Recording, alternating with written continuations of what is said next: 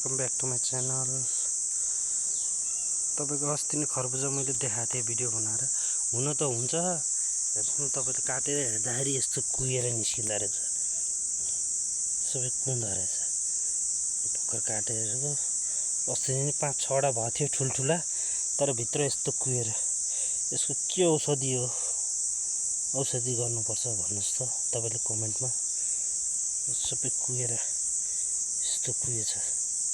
अस्ति नै 4-5वटा भयो ठुल्ठुलो, तर सबै कुहिएर गयो।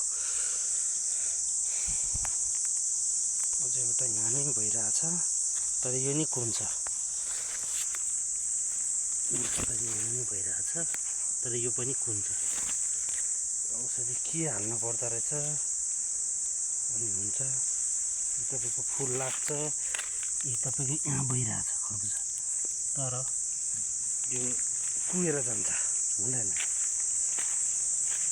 औषधि कस्तो औषधि युज गर्छ खोइ थाहा भएन, तर रुखहरू हुन्छ, फल पनि लाउँछ, तर कुहिएर यस्तो भित्र यस्तो कुहिएर जान्छ। बाहिरबाट सबै राम्रो देखिन्छ, हेर्नुहोस् भित्र चाहिँ कुँदो रहेछ।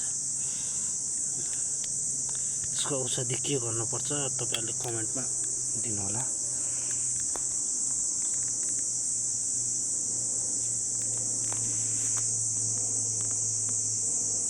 लाइक र सेयर सब्सक्राइब गरिदिनु होला,